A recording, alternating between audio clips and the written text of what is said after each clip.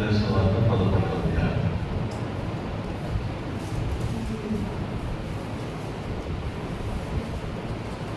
మత్తయి సువార్త 11వ అధ్యాయం 29వ వచనం.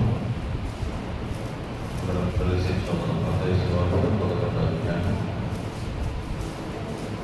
29వ వచనం.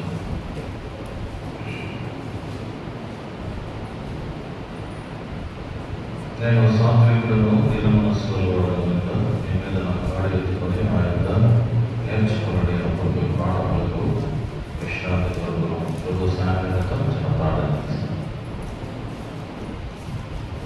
పరిశుద్ధులైన తండ్రి, చదువుకున్న లేఖన భాగము పదమూడవ సహాయపడము, యోగ్యమైన మంచి మనసుతో పరీక్షించుకొని మొదలు చేయడానికి సహాయపడము. మేమేం నేర్చుకోవాలి మాకు బోధించండి. మీ వాక్యము వెలుగులో ఉన్న సత్యాన్ని చూసే కళ్ళు మాకు దయచేయండి. జీవితాన్ని పరిశీలించుకొని పరీక్షించుకొని చక్కపరుచుకొని మంచి తీర్మానాలతో మనకు చేయడానికి ఉపదేశించాలి.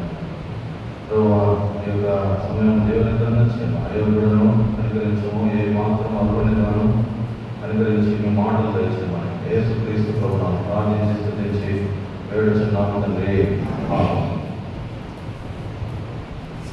ఇంకోసారి మళ్ళీ చదువుదాం. మత్తయి సువార్త 11వ అధ్యాయం 29వ వచనం. నేను సాత్వికులను దీన మనస్సు గలవాడను కనుక మీ మీద నా కాడి ఎత్తుకొని నా యొక్క నేర్చుకోండి, అప్పుడు మీ ప్రాణములకు విశ్రాంతి దొరుకును. చదువుకునేటువంటి లేఖన భాగం ప్రభు మన కొరకై ఆశీర్వదించునుగాక. ఇక్కడ రాయబడినటువంటి మాట, నా యొక్క నేర్చుకొనుడి. ఈరోజు మనం ధ్యానం చేసేది యేసు దగ్గర ఏం నేర్చుకోవాలి అనేటటువంటి విషయాలు. ఆయన మనకు నేర్పించే విషయాలు ఏంటివి, ఆయన దగ్గర మనం ఏం నేర్చుకోవాలి అనేటటువంటి సంగతులు, ఒక 7 సంగతులు మనం క్లుప్తంగా చూసి ముగించేస్తాం. ఆయన నా యొక్క నేర్చుకొనుడి అన్నాడు. మీ దగ్గర నా దగ్గర నేర్చుకునే విషయాలు ఏముంటాయి? నీ దగ్గర నేను ఏం నేర్చుకోవాలా? మంచి వంట చేస్తే ఆ వంట ఎట్లా చేసినారో నేర్పియక అంట. మంచి బిర్యానీ చేస్తే బిర్యానీ ఎట్లా చేసినారో భలే తింటాం, బాగా నాకు నేర్పియండి అంటాం కదా. ఇంకా యేసు ప్రభు దగ్గర ఏం నేర్చుకోవాలా? ఆయన దగ్గర నా యొక్క నేర్చుకోనుడి అని సెలవిచ్చినట్టే. నా యొక్క నేర్చుకొనుడి అనేటటువంటి మాట చాలా విలువైనది. నా యొక్క నేర్చుకొనుడి. ఆ పైన ఒక మాట ఉంది. ఏముంది పైన?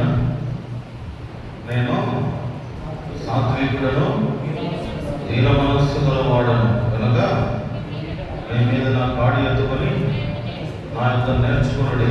అంటే ఆయన సాత్వికము, ఆయన దీన మనస్సు మనం నేర్చుకోవాలా, ఆయన తగ్గింపు మనం నేర్చుకోవాలా, ఆయన దేవునిగా ఉండి మొట్టమొదటిది ఏం నేర్చుకోవాలి? ఆయన దగ్గర ఫిలిప్పీ పత్రిక 2వ అధ్యాయం 7వ వచనం. ఆయన దగ్గర నేర్చుకునేది ఏంటిది చూడండి. ఫిలిప్పీ పత్రిక 2:7.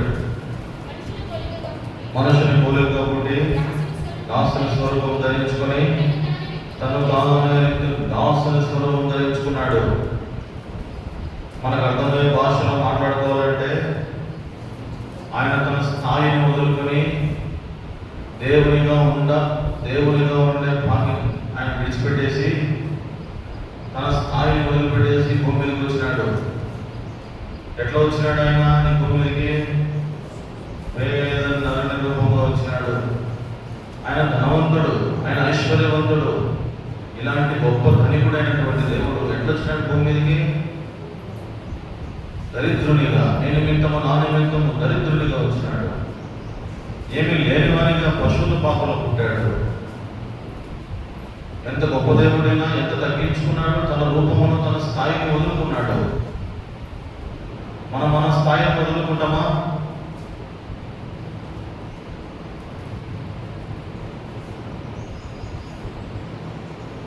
కొంతమంది మన స్థాయిని వదులుకోరు. ఏం కింద కూర్చుంటే కిరీటాలు పోతాయి, కిరీటాలు ఏదో కొంతమంది ఎగతాళి చేస్తారు. అంటే కింది స్థాయి నుంచి పైకి పోయినటువంటి వ్యక్తి ఆ పై ఉన్నటువంటి వ్యక్తి తన స్థాయి కింది కోరుకుంటాడా? కింది స్థాయి నుంచి మెట్టుకు పైకి పోయినాడు. ఇప్పుడు ఆ పై స్థాయి నుండి ఒకసారి కిందికి రమ్మంటే వస్తాడా? ఫస్ట్ స్లీపర్ పోస్ట్, తర్వాత మున్సిపల్ కార్పొరేట్ పోయి ప్రమోషన్ వచ్చేసి ఏమొచ్చింది? ప్రమోషన్ వచ్చింది. ఇప్పుడు ఆ నుంచి మళ్ళీ చీపురు పట్టుకుంటామా? తన స్థాయి వదులుకున్నాడు దేవుడు. నా యొక్క నేర్చుకో, నేను సాత్వికుడును, దీన మనస్సు గలవాడను, దేవునిగా ఉండాలని నాకు ఆశ లేదు, నీకోసమే వచ్చినా, నేను బతికించాలని వచ్చిన, నా దగ్గరికి వచ్చి నా యొక్క నేర్చుకో, నేను ఎంత తగ్గింపు గలవాడను, దీన మనస్సు గలవాడను, నేను దేవునిగా ఉండాలనుకోలే, నీ కొరకు నేను తగ్గించుకుని భూమి మీదకి వచ్చిన. కొరింథీ పత్రికలో ఏముంది? దేవుని కృపను మీరు ఎరుగుదురు కదా. ఏముంది బట్టి ఆయన కొరింథీ పత్రిక 8వ అధ్యాయం 2వ కొరింథీ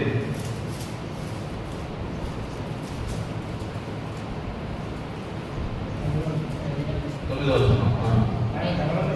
ఆయన ధనవంతుడైనట్టు మీరు తన దారిద్ర్యం వల్ల ధనవంతులు కావాలని మీ నిమిత్తము దరిద్రుడాయను. మన నిమిత్తం ఏమైనాడు? ఆయన దరిద్రుడైనాడు. పేద నరునిగా అవతారం ఎత్తాడు. ఎంత పేదవాడిగా ఇప్పుడు మీదకి వచ్చినాడు. అంత ఐశ్వర్యవంతుడు ఆయన. అక్కడికి పోతే ఆయన కంటే ఐశ్వర్యవంతులు ఎవరు లేరు. బలము ఆయనదే, ఐశ్వర్యం ఆయనదే. కాబట్టి ఇక్కడ రాయబడిన సంగతి ఆ పాఠం రాసినారు. అంత ధనవంతుడైన దేవుడు పేద నరునిగా పాట ఉంది కదా.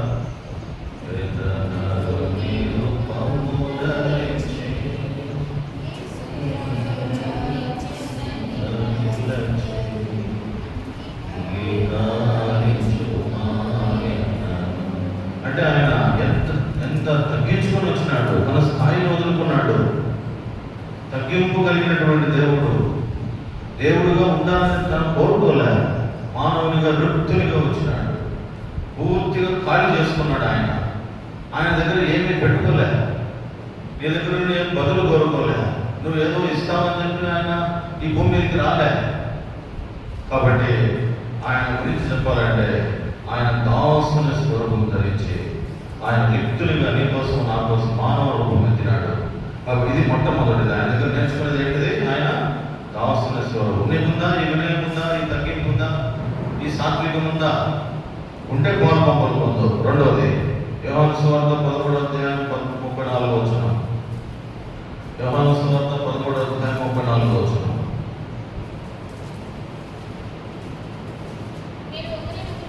మీరు ఒకరినొకరు ప్రేమించుకోవాలని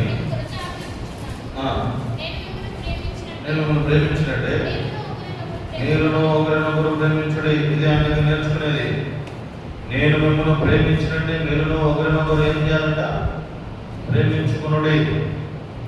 కాబట్టి ఆయన ప్రేమగల మనస్సు ఆయనది, చాలిగల మనస్సు, దయగల మనస్సు, కనికరము గల మనస్సు ఆయనది. దేవుడు ప్రేమ అయి ఉన్నాడు. దేవుడు ఏమై ఉన్నాడంటే ఏం చెప్తాం మనము? ప్రేమ అయి ఉన్నాడు, ప్రేమ స్వరూపి అయి ఉన్నాడు. ఈ ప్రేమ గల దేవుడు లోకమును ప్రేమించి తన కుమారుని యేసుక్రీస్తు ప్రభువుని లోకానికి పంపించినాడు. శిలువలో మరణించినాడు, సమాధి చేయబడినాడు, తిరిగి 3వ రోజు లేచినాడు, ప్రశస్తమైన అమూల్యమైన రక్తము కాల్చినాడు. నిన్ను నన్ను ప్రేమించి ఆరాధనలో చూసినాం. ఆయన నిన్ను నన్ను ప్రేమించి ఏం చేసినాడు? పరిమళ వాసన తను తాను మన అపరాధముల నిమిత్తం ఆయన అప్పగించుకున్నాడు. మన అపరాధముల నిమిత్తం, మన దోషముల నిమిత్తం, మన పాపముల నిమిత్తం చనిపోయినాడు ఆయన. నీకు రావాల్సిన శిక్ష తప్పు నీది, శిక్షేమో దేవునిది, యేసు ప్రభుది.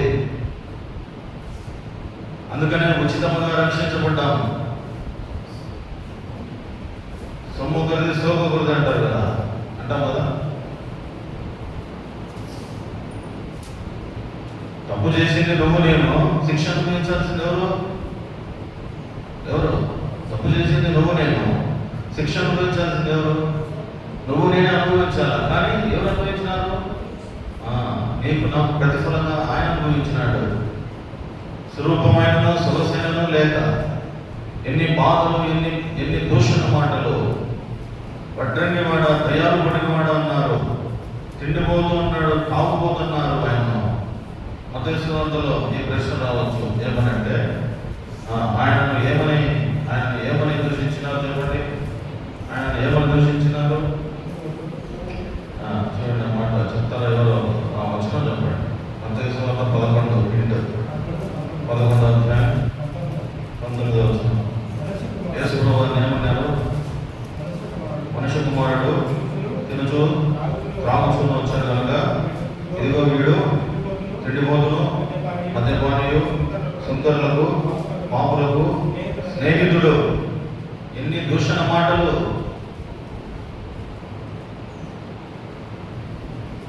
ముత్యం వంటి మాట అన్నమాట. ఆయన దూషించబడి బదులు దూషించలే. ఆయన శ్రమ పెట్టబడి అన్నమాట. 1 Peter 2:21.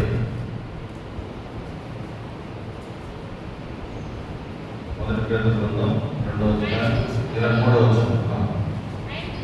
ఆయన దూషించబడి బదులు దూషించలేదు. ఆయన శ్రమ పెట్టబడి బెదిరింపగా న్యాయముగా తీర్పు తీర్చు. మనమైతే బెదిరిస్తాం రే నీ సంగతి చూస్తాను, కానీ దేవుడు అన్నాడా? దేవుడు ఒక్క ఏ పని ఏ తప్పు కూడా చేయలేదు. ఆయనలో కపటం ఏమాత్రం కనపడదు. ఆయనలో కళంకము కానీ, ఆయనలో మచ్చ కానీ, ఏ డాగు కానీ ఆయనలో లేదు. అంత పరిశుద్ధుడు ఆయన. రెండవ సంగతి ఏం నేర్చుకోవాలి ఆయన దగ్గర? రెండోది ఏం చెప్తున్నాము? నేను మిమ్మల్ని ప్రేమించినట్టే మీరు ఒకరినొకరు ప్రేమించాలా. అది ఆయన దగ్గర నేర్చుకోవాల్సింది. మూడవ సంగతి ఇదే ఈ వచనంలో చూసినాం. 1 Peter 2:23. ఏమంట? ఆయన దూషించబడి బదులు ఎంత సహనము కలిగి ఉన్నాడు ఆయన! ఎంత సహనము కలిగి ఉన్నాడు! నోరు తెలిసినాడా? ఎన్ని తిట్టినారు ఆయన్ను, ఎన్ని దూషించినారు, ఎగతాళి చేసినారు, ఆయన అవమానపరిచినారు. ఆయన నోరు తెరవలేదన్నారు 2 సార్లు. యెషయా గ్రంథం 53:7. యెషయా గ్రంథం 53:7.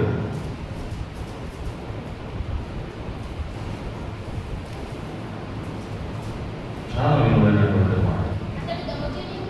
అతడు దౌర్జన్యమునందెను, బాధింపబడినను, అతడు నోరు తెరవలేదు.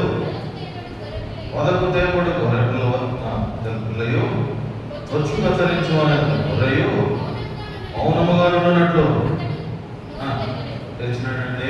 సృష్టికర్త ఆయన. నోరు తెలిసినాడా?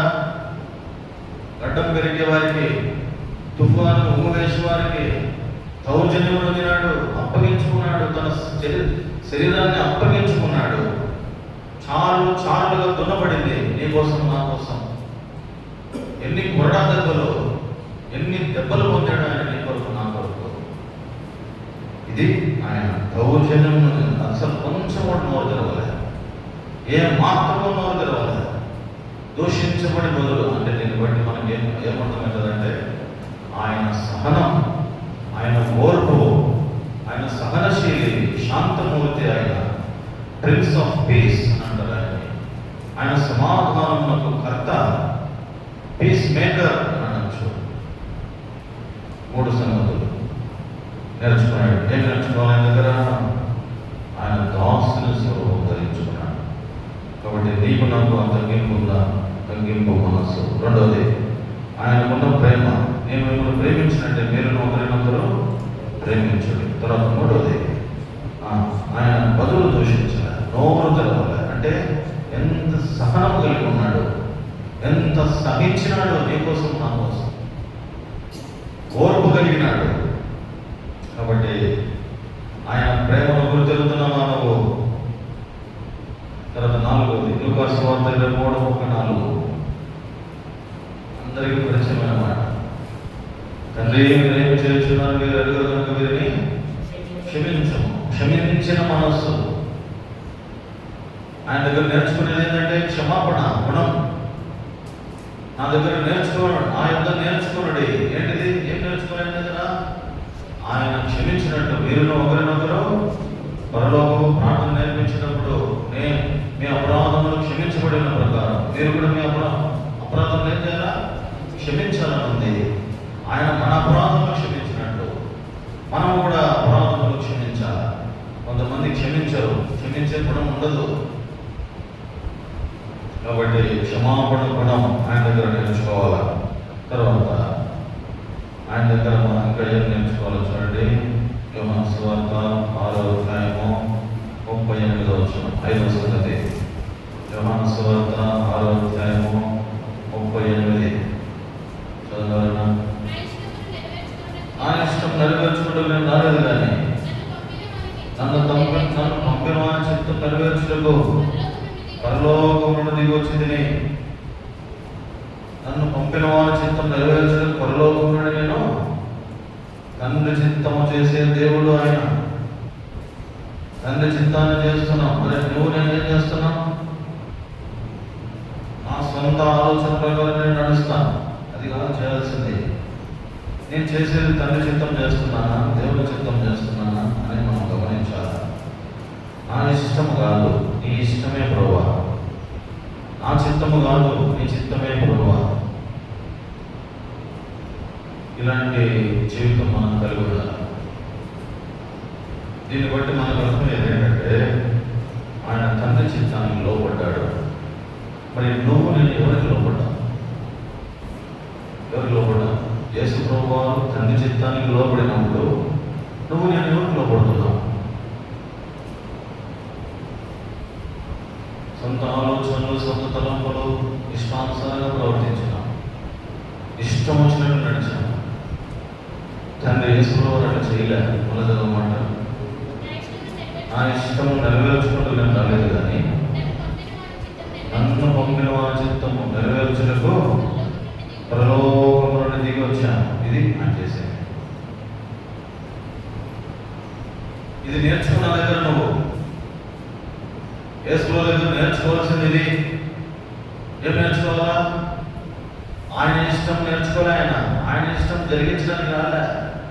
తండ్రి చిత్తానికి పూర్తిగా సబ్మిట్ అయినాడు, పూర్తిగా సరెండర్ అయిపోయినాడు, తండ్రి చిత్తానికి లోపడ్డాడు ఆయన. తర్వాత మత్తయి సువార్త 25వ అధ్యాయం 28వ వచనం. ఈ మైండ్లో ఫీడ్ అయిపోవాలి. ఆరాధనలో కూడా చూసినాం ఈ మాట. మత్తయి సువార్త 20:28. మనుష్య కుమారుడు పరిచారం చేయడం రాలేదు, కానీ పరిచారం చేయడమును అనేకులకు ప్రతిగా విమోచన ప్రయోజనముగా. ఎందుకు వచ్చినాడు ఆయన? సేవ చేయడానికి వచ్చినాడు, పరిచయం చేయడానికి వచ్చినాడు. పరిచయం చేయించుకోవడానికి రాలే. కాళ్ళ మీద కాలు వేసుకొని కూర్చొని నాకు పరిచయం చేయండి, నాకు సేవ చేయండి చెప్పడానికి రాలేదు ఆయన. ఈ లోక రాజులు అట్లా చేస్తారు, కానీ మన రాజు అట్లా చేయలే. ఏమన్నాడు?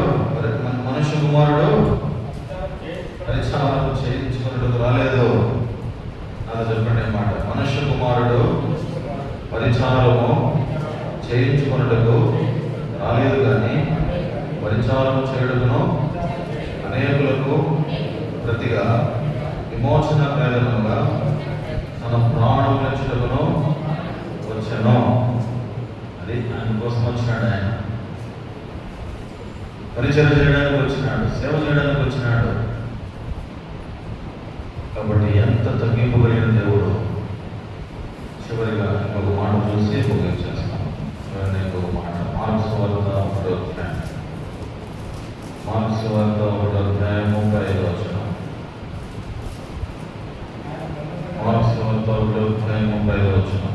ఆయన పెద్దలుగా నిలిచి ఇతను చాలా చీకటి ఉండగానే బయలుదేరి అరణ్య ప్రదేశంలోకి వెళ్ళి అక్కడ ప్రార్థన చేయించుండాను. ఏం చేస్తున్నాడు ఆయన? ప్రార్థన చేయించుండాను. ఒకరోజుగా 2 రోజులుగా చేసేది పని ఆయన కంటిన్యూగా చేస్తున్నాడు. ఆయన ప్రార్థన చేయించుండాను. అరణ్య ప్రదేశంలోకి వెళ్ళి పెందలగడనే లేచి చాలా చీకటిగానే బయలుదేరి అరణ్య ప్రదేశంలోకి వెళ్ళి అక్కడ ప్రార్థన చేయుచుండెను. ఆయన దగ్గర చూసి నేర్చుకునేది ఏంటంటే ఆయనలాగా మనం కూడా ప్రార్థించాలా. లూకాసు వార్తలో రాయబడింది 20 లూకాసు వార్త. ఆయనకున్న వాడుక అది ఏం వాడుక? ఉదయమేమో ఒక చోట, రాత్రేమో ఒక చోట. లూకాసు వార్త 22 లూకాసు వార్త 22:38 కదా, 29 21 37 చదవండి. 21:37 లూకాసు వార్త 21:37. ఆయన ప్రతిదినము ఒకటి దేవాలయంలో బోధించుచు రాత్రి వేళ ఒలీవల కొండకు వెళ్ళుచు కాలము గడుపుచుండెను. ఒలీవల కొండకు ఎందుకు వెళ్ళాడు? 22:39 లూకాసు వార్త 22:39. తన వాడుకు చొప్పున ఒలీవల కొండకు వెళ్ళగా శిష్యులను ఆయన వెంట వెళ్ళేది. ప్రవేశించుకున్నట్లు ప్రార్థన చేయుడి. ఇది ఆయన చేసేది. పగలేమో దేవాలయంలో ఉన్నాడు, ప్రతిదినం పగలేమో దేవాలయంలో ఉన్నాడు, రాత్రేమో ఒలీవల కొండ దగ్గర ఉన్నాడు. ఆయనకున్న వాడుక, ఆయనకున్నటువంటి వాడుక అది. ఆయన దగ్గర నుంచి మనం నేర్చుకునేది ఏంటంటే ప్రార్థన, ప్రార్థించే మనస్సు మనం కలిగి ఉండాలి. ఆయన దగ్గర నుంచి నేర్చుకునేది ఏంటిది?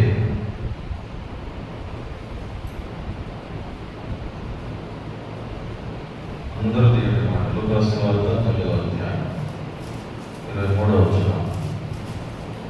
లూకాసు వార్త 9:23.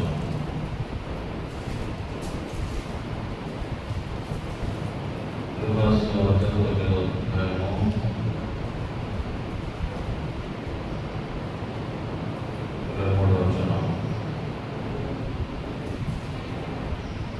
ప్రతి దినము భయపడతాడు. చూడండి 23.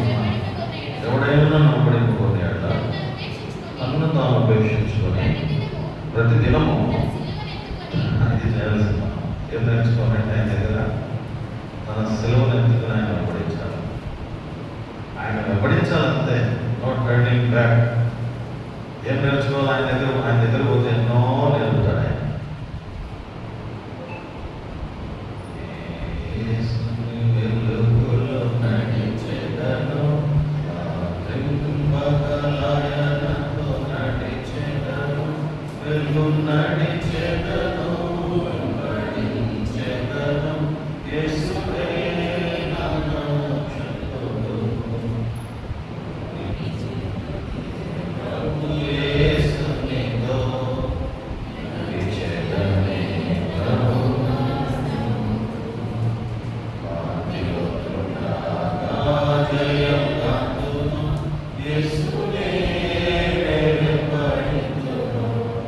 యేసును వెంబడించాలి. ఎట్లా వెంబడించాలో? ప్రతిదినం సిలువను ఎత్తుకుని వెంబడించాలి. అనుదినం ఇది చేయాల్సిన ప్రక్రియ. ఆయన అడుగులో అడుగు వేయాలి. అందుకనే ఆయన అడుగు జాడల్లో నడుచుకోబడి, ఎక్కడుందన్నమాట చెప్తారా? ఆయన అడుగు జాడల్లో నడుచుకోబడి. పేతురు పత్రిక, 1 పేతురు గ్రంథం 2వ అధ్యాయం 21 పేతురు 2:21. క్రీస్తు కూడా మీ కొరకు బాధపడి మీరు తన అడుగు జాడల యందు నడుచుకోవాలి. ఎవరు అడుగు జాడలు నడుచుకోవాలా? ఆయన అడుగు జాడలలో నడుచుకోవాలి. ఆయన చేసినదే మనం చేయాలా.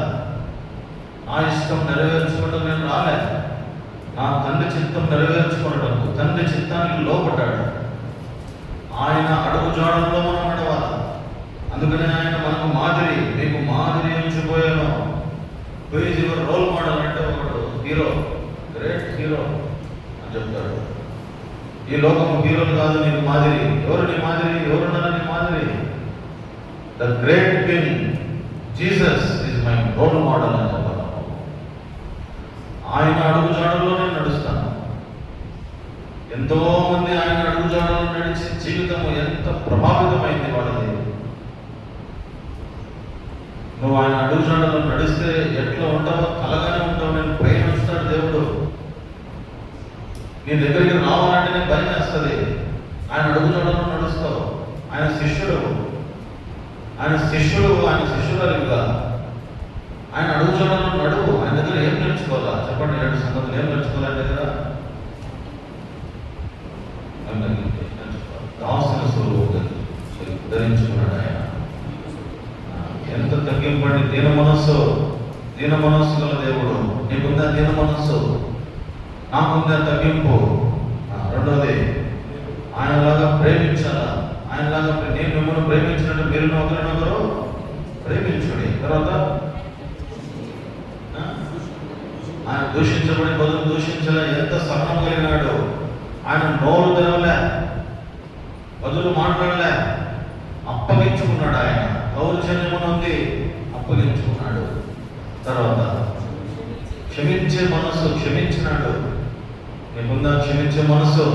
తర్వాత 5వది, ప్రభు చిత్తానికి లోపడ్డాడు. ప్రభు చిత్తానికి లోపడి తండ్రి చిత్తాన్ని నెరవేరుస్తూ వచ్చినాడు. మరి నువ్వు నేను ఎవరి చిత్తం చేస్తున్నావు? తర్వాత 6వది ఏంటిది? 6వది, పరిచయం చేయడానికి వచ్చినాడు. పరిచయం చేయించుకోవడానికి రాలే, పరిచారం చేయడానికి వచ్చినాడు. దేవుడై ఉండి తన స్థాయిని తగ్గించుకొని పరిచయం చేయడానికి వచ్చినాడు. తర్వాత చివరిగా ఆయన దగ్గర నేర్చుకునేది ప్రార్థన. ఆయనకే ప్రార్థన జీవితం ఉంటే రాత్రంతా వెలుగుల కొండకు పోయి ప్రార్థన చేస్తున్నాడు. కనీసం 10 నిమిషాలు చేస్తున్నాం మాట మనం ప్రార్థన. ఎంత బిజీనో మన లైఫ్ అంతా బిజీ లైఫ్. అందరూ మోకరించండి. దేవుడి 10 మాటలు దీవించుకున్నాక పరీక్షించుకొని పొలం వచ్చేవారు. దయచేసి అందరూ మోకరించండి.